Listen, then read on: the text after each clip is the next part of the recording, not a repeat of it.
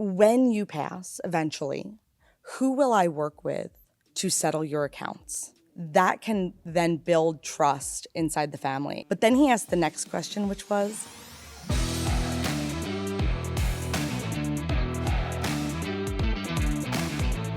welcome into Impactful Conversations, stories and lessons for financial advisors. I'm your host, Dave Edgecombe. Joining me today, we've got Thea Marasa-Scafidi. She's the VP of Advanced Markets at Global Atlantic. Thank you so much for taking the time to join us. thank you for having me. So full disclosure, I have a litmus test. So when smart people tell me, you got to talk to this person, they're very smart. I usually take that advice. So you got to thank Spencer Lloyd. He's the director of our advanced resources team here. He said, you've got to talk to Thea. She is very smart. Aww. So that's partly why you find yourself into our hot seat today, but also it's your wheelhouse, and that's estate planning. Yep. Break it down for me. What exactly is your wheelhouse when it comes to estate planning? So my work every day is working with financial professionals and their clients to help solve those uncommon situations that they find themselves coming across. So I work specifically in the annuity space in retirement planning, and I focus on anything that is, they see it once a year, I see it once a month or once a week. Trusts, estates, taxes, things that interact with annuities specifically in retirement planning, that's going to be where I spend my time. So a very niche field, but there's a lot of connective tissue kind of touching the general retirement planning. And Yes. We're going to fill up the bingo card at home. We're going to talk, possibly teasing it, Prince, Secure Act 2.0, Aretha Franklin, Annuitization, Jimmy Buffett, Rockefeller, red flags, and pizza. I'm not saying we're going to talk about all of it. We're going to talk about some of it. Okay. Maybe we'll talk about none of it. But I want to start with this idea that I've had advisors sit in your same seat and they talk about their kind of process when it comes to framing the retirement conversation. And some start with Social Security and some start with retirement income. And I'm curious where you think the estate planning conversation fits into that, where an advisor needs to be kind of shuffling that into their approach when they're sitting down with prospects. Yeah, I think the estate planning conversation, especially with clients that don't have one, is something that comes in once you've gotten other elements settled. It's not the last thing you're going to talk about, but you're in your accumulation phase, you're getting ready for retirement, you've got all your ducks in a row, and now you can say, hey, where are we with the estate plan? What have we done to get ready for how you're going to pass these assets? So it's in there. They just have to make sure that the client is comfortable having that conversation when they do it. I think that's a good way of putting it. Not the first thing, but not the last thing. Exactly. One thing I tease, and I think we'll get right into it, is the Secure Act 2.0. Yeah. And what, yes, it's not new, but we're still kind of learning and wrapping our arms around it. So what can you tell us about the Secure Act 2.0 from your vantage point? Yeah, so what I've seen is that, Secure Act 1 came out in end of 2019. We had the second Secure Act. And then now what we've had revenue rulings and information out of the IRS on how to actually interpret this law.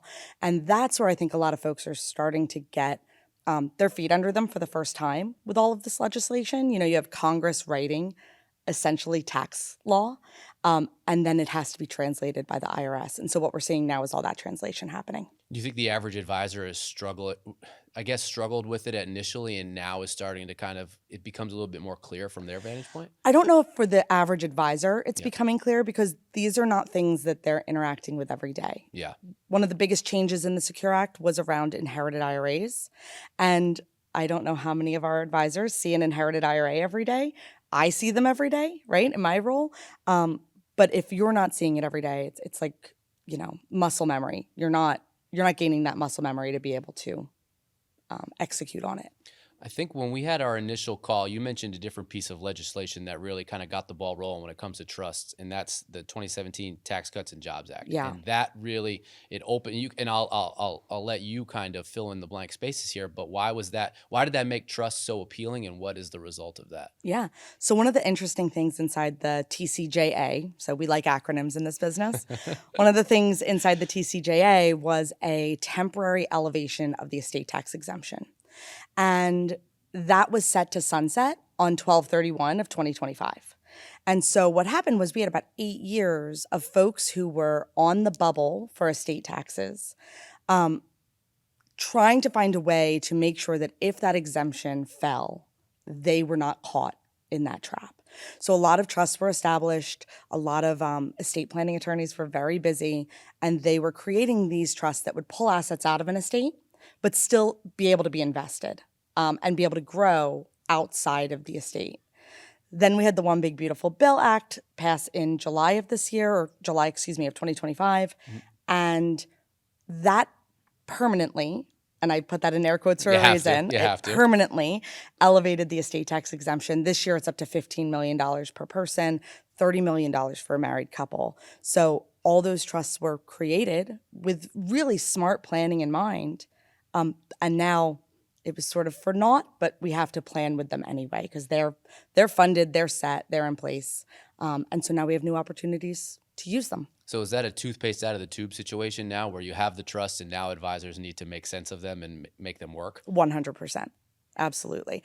These trusts are funded irrevocably, right? That's how we get the asset out of the estate.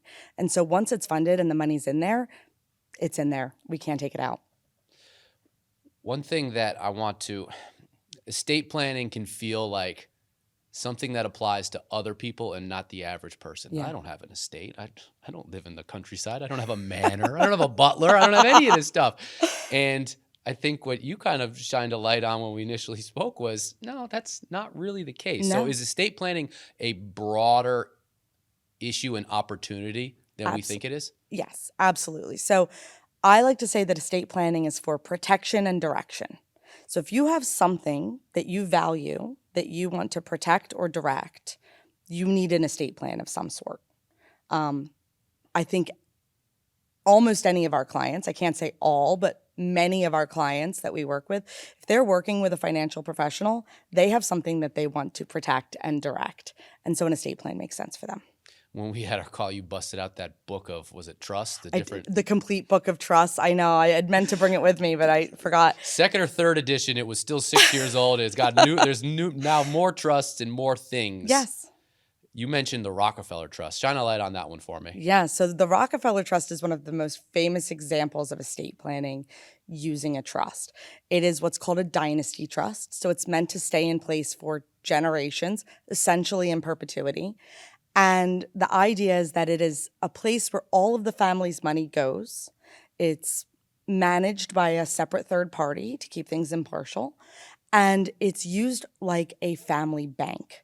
So the Rockefellers are not going out and going to institutions to get their lending. They're lending to themselves through their family trust, through that Rockefeller Trust. And then they're paying themselves back with interest.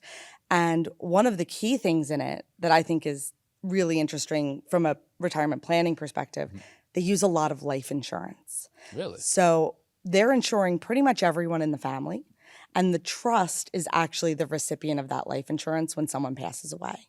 So the trust is consistently being refilled with new tax-free assets to continue making the bank work. I got to think that that's a 1% of the 1% type of opportunity, no? So a Rockefeller Trust probably is, right? But trust planning in general is not. I think trust planning is useful. Again, you want to protect and direct, but you want to do it privately. Trust is the way to do that. It's going to avoid probate. If you want to protect your heirs from either outside forces or themselves, a spendthrift child or grandchild that's going to inherit some money, even small amounts of money, you may want to protect them inside of a trust. If you have children, I have young children, trust is really helpful to make sure that if something happened to my husband and I, they're completely taken care of, and it doesn't have to go through the courts or the probate process to have them be taken care of. How big of a factor when it comes to trusts is it protecting your loved ones from themselves? I hear it a lot in what I do. I don't know if it's a fact that so many folks need protecting from themselves, or if it's a fact that so many folks want to ensure that what they've worked for and earned and grown over their lifetime is used in a way that they find appropriate. So I think it could be both sides. We've had one of your compadres from Global Atlantic sit in the seat. Jeannie Underwood has joined us. We'll put the links to her podcast in the description for the YouTube video. Like and subscribe. And she talked about the generational wealth transfer. Yes. And to me, it seems like estate planning, yes, it feels like this grandiose thing, and maybe people don't think it applies to them, but it really is kind of a generational wealth transfer conversation. Absolutely. You have assets, you have a home, you have a retirement account, you have anything that you want to get to that next generation. A trust may be a good way to do that. A will may be a good way to do that. Beneficiary designations might be a good way to do that. But I put all of that under the estate planning umbrella. So what's the opportunity? Because it feels like, you say that word generational, it means you're getting in another generation into your office. Yeah. Do advisors need to capitalize on that and make themselves more sticky, as we like to say? More sticky, absolutely. So it's 100. The numbers change all the time, how much money is going to be transferred in this great wealth transfer. But it's a big one. It's a big one. It's like the one number I heard was 124 trillion. Some say upwards of 86 trillion. Whatever we're talking about there, that's trillion with a T. Yeah, capital one too. Big capital T. That's a lot of money passing hands. And it's moving from silent generation and baby boomers to Gen X and millennials. And you know, what I think advisors need to understand is that there are different ways of working with all of these generations and different planning opportunities for each of them. You have to work with each of them differently. And if you can master that, you can make those assets in your book really sticky, to your point. Yeah, and I think you kind of had a personal example. You told us the story about your in-laws, I think it was, Yeah. right? And kind of how you were involved in the retirement planning and estate planning Absolutely. game. I'm curious, so give me that story. Sure. So my mother and father-in-law are unicorns. They have 3 pensions between the two of them. They were school teachers. My father-in-law was a sheriff. Their financial advisor came to them one day, it was 2018, and he said, when you pass eventually, who will I work with to settle your accounts? And he asked it so specifically, right? He didn't say who's your executor. He didn't say who are your beneficiaries. He said, who will I work with to settle your accounts? And they looked at their son, whom I have been with for 20 years and adore, and he runs restaurants, and they looked at their daughter who works in small government, and they said, you're going to work with Thea.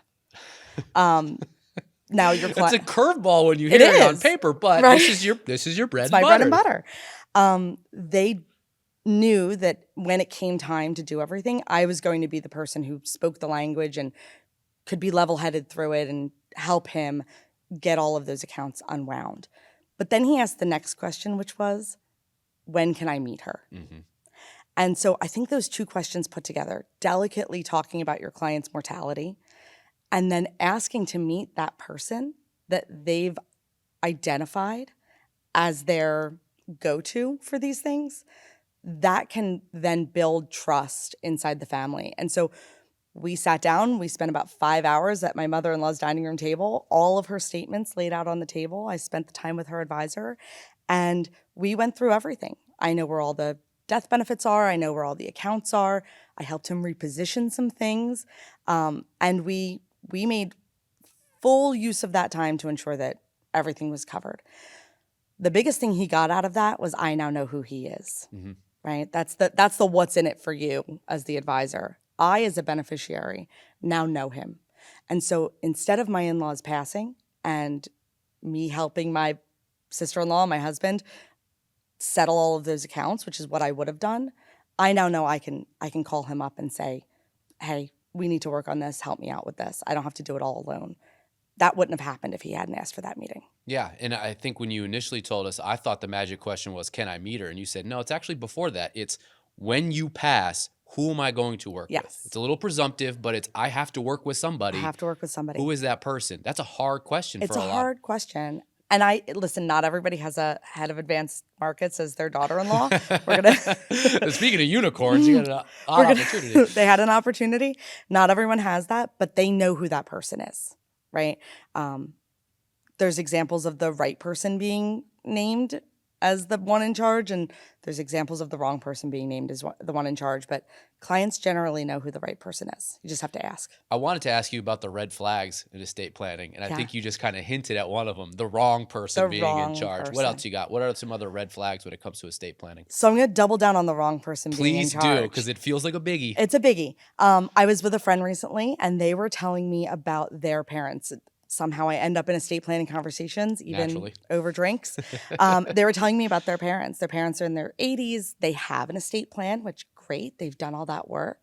But they told this friend of mine, listen, your sibling is going to be our executor. They're the older one. They're going to be the executor for our accounts. But we know that you're really the one who's going to help drive the ship. So we need you to work with your sibling to unwind everything. That's great. That's lovely if a family's working together well. But the person who's not listed doesn't have any power. They can be helpful, but if that help isn't received, they have no power to help make decisions and help work on that estate when the time comes. So naming the wrong person, even willfully, with all good intentions, can be a red flag. Naming too many people to be in charge can also be a red flag. How many is too many? Is that a deal? I mean, that's a... I don't know if it's how many is too many, but is it the right people and will they work together well? Oh, I got to think that's a huge question right there. There's family dynamics. Do they like each other? Right. Do they like each other? Will they work together? Will they listen to each other? There's dynamics in every family that can be complicated. And so if you have the wrong people listed to work together, that's when you're going to have fights and arguments, and it can tear families apart. Is vague language another one of those red flags? Yes. So vague language can be a red flag. It depends on the complexity of your estate plan. But if you just say, the retirement accounts go here and then everything else goes there, are you taking into account what everything else is? Is it all the jewelry? Is it the house? Is it the, collection, the cars, whatever it is? Is that what you really meant? Or should we be more specific in outlining where all of our assets are going? Gosh, I got to think, if that question gets asked once when they're parsing through your estate plan, you've made a mistake. You've made a mistake. They're like, did you really mean all the Beanie Babies? Like, is that... I have to do everything. I have to empty the basement now. That's the eyes get wide. One thing that you didn't mention in your red flags that I think is a red flag is not having a plan. And we mentioned Prince in our pre-call. Yeah. I thought we were going to talk Jimmy Buffett. We're not. We're talking Prince because that's a great, and Aretha Franklin. So let's start with Prince. What's the cautionary tale with Prince? Yeah. So Prince is actually, his estate is the pinnacle of cautionary tales for a lack of estate planning. So Prince passed away in 2016 and he died intestate. So intestate means no will. He had a very large estate, both physically and financially. And to kind of cut to the chase, what we've seen happen over the last 10 years is a lot of fighting between his assumed heirs about who gets what. Millions and millions, tens of millions of dollars spent on legal fees, tens of millions of dollars spent on taxes. And, one of the more relatable things that happened inside of that estate fight, and it's going to not sound relatable, but I promise you it is Prince spent his life from the mid-1980s until he passed amassing land in Chanhassen, Minnesota. He had upwards of nearly 200 acres of land in Chanhassen. And during the course of unwinding his estate and having to pay these tens of millions of dollars in taxes and legal fees, much of that land was sold off. And about 156 acres was sold off to a developer. And it now sits with 100 and some odd single-family homes on it. Now, I don't know what Prince wanted. No one knows what Prince wanted. He didn't write it down. That's part of the problem. Part of the problem.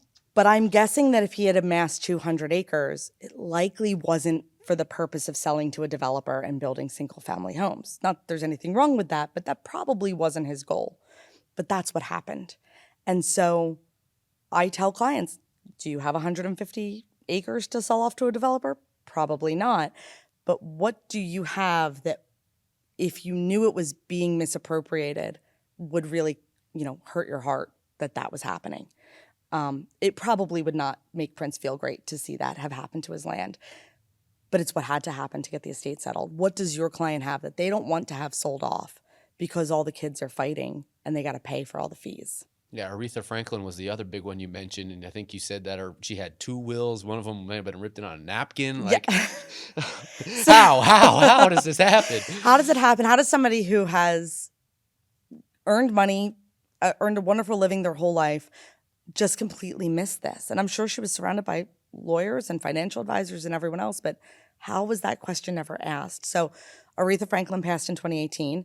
When they were going through her home, they knew she had no formal will drawn by an attorney.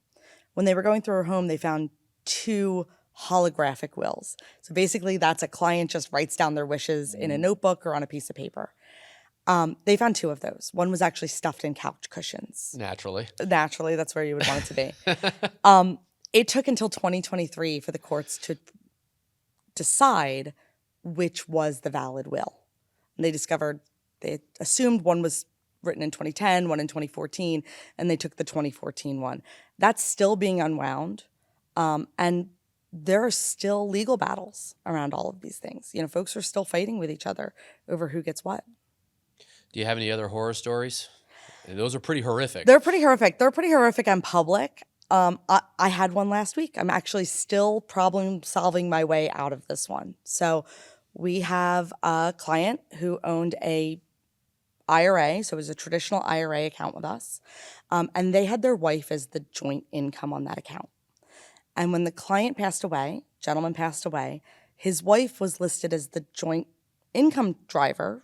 The income's going to continue based on her, but his daughter was named as the beneficiary.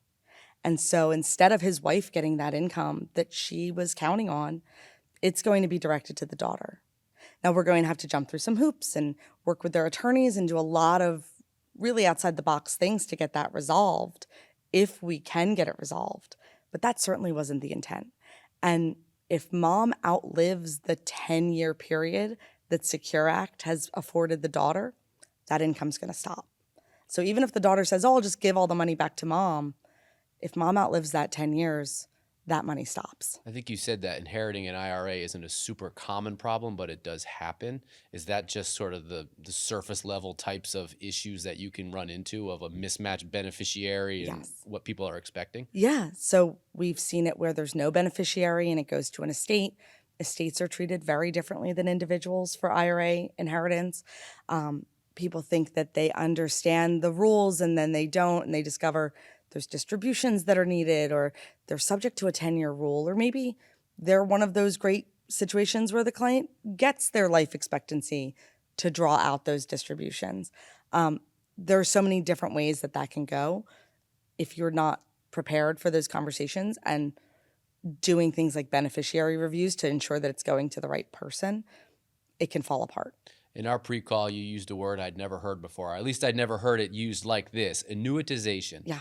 And the more I've kind of stewed on it and thought about it, the concept of inserting an annuity into an estate plan feels like a lightning bolt. It feels like an opportunity to insert life into an estate plan. Yeah. Is that kind of how you guys view it? I think annuitization is an incredibly useful tool. So let's step back for a second and talk about what it is. There are essentially, there's more than 2, but there's essentially, when you boil it down, 2 kinds of annuities. There's deferred annuities and there's annuitized annuities, immediate annuities, income annuities. It's got a lot of different words to it. And that would be like a parallel for that would be like you win the lottery. You win the lottery, right? And you get the annuitization payout. That basically means you're exchanging some value for a stream of income. Annuitization was the norm pre-TEFRA. So TEFRA was the law passed in the early 80s. We love acronyms. We love acronyms. TEFRA was the law passed in the early 80s, and it completely changed a lot of the taxation, especially in the annuity world. And it created the rules that most of us know around deferred annuities, especially on non-qualified deferred annuities. They're paid LIFO, last in, first out. Prior to that, they were paid FIFO, first in, first out, like life insurance is. So the rules completely changed. Annuitization became kind of an old-fashioned thing. And now it's become, according to the last LIMRA study I read, less than 3% of the annuity industry. But I say that because it is an incredibly useful tool when done correctly, and it can be incredibly useful in an estate plan. Because annuitization follows old tax law, you can do things with it that you can't do with a deferred annuity. So, for instance, I help clients take a single piece of money and make it stretch over potentially 3 generations of a family. I can only do that because of annuitization. Grandma and grandpa, they've got money. They want to leave some sort of income legacy for their kids and for their grandkids. We can structure it so that everything's actually based off of the grandchild and can pay as long as that grandchild's alive through the grandparents, the parents, and their lifetime. And that's all possible because annuitization has completely different payout rules. If estate planning is really the generational wealth transfer conversation, wearing a mask, and annuities are meant to kind of spur income for a longer period of time and can really set up your heirs and the people you love. Yeah. Is this a natural kind of symbiotic relationship? It can be for the right client who's interested in those things. Who's right? the wrong client? Clients who don't want income or want to leave things more loosely available for their heirs, annuitization is not going to be the right thing. But if they are interested in a legacy of income versus a legacy that they're leaving in a lump sum, annuitization can make a lot of sense. So this is a twofold. The message that your average advisor needs to impart to their clients and prospects is that estate planning is a broader subject. It includes you, and you need to view it as an opportunity to create generational wealth. Yeah. Is that what the people who have created generational wealth, is this the part that they get right, and that what the average person needs to start considering? Yeah. They're thinking towards the future. An estate plan is a thought towards the future, a future that you're not going to be involved in as the person setting it up, but it's a thought towards how that money's going to pass over generations, and do you want it to outlast? Much family wealth is lost after the third generation. So thinking about ways that you can keep that wealth in the family and keep it running, that's what the estate plan's about. Does your average advisor need to have a CPA or a tax attorney that's on standby to handle a lot of these intricacies? I very much encourage folks to utilize their centers of influence. So if it's a tax attorney, an estate attorney, a CPA, a tax preparer, whomever it is that is in their circle, we can't be everything to everyone. And we know what our lane is as retirement planners, as folks in this industry. But knowing where you can get the answers and knowing where you can usher your clients to get those answers is essential. Is there another hard question that the advisor isn't asking their clients that they need to be when it comes to estate planning? It's a great question. I think mostly talking about beneficiaries and talking about what happens when a client dies, those are the hardest questions. My husband lovingly refers to me as the Grim Reaper because I talk about death a lot. Our clients are not as comfortable talking about death as we are. And so those are the hard questions that I think we tend to avoid because it makes them uncomfortable, but we have to have those conversations. We have to ask those questions about what happens when you die. Is there a whole opportunity of how divorce factors into this conversation? I think we kind of touched on the surface of this in our pre-call a little bit, but how that changes the dynamic if you have an estate and you get divorced or there's divorce somewhere in this equation. Yes, so divorce is going to always muddy any kind of financial planning waters. And in an estate plan, I think what I've seen happen, just to add to the horror stories, what I've seen happen with divorce is that they get the divorce decree or they get the quadro and then they don't update accounts properly. And so what you have is a divorced spouse suddenly inheriting a whole estate unexpectedly when that wasn't the intent anymore. So divorce can make things difficult, and it further encourages the planning team, be it those centers of influence and the advisor or whomever, to have those hard conversations and re-review what the plan is annually to make sure it's in line with the wishes. Thea, thank you so much for taking the time So to join fun. us. We filled up the bingo card. I think we talked about just about everything, Almost, except yeah. for pizza, and we'll save that for the next time. There we'll we have you go. on. Thank you. And thank you for watching. We hope you learned something. We hope you picked up on something. And if you want more, our YouTube channel is a great place to start. We've got Selling with Stories, House Rules, and of course, we've got more impactful conversations. So please check those out, and we'll see you next time.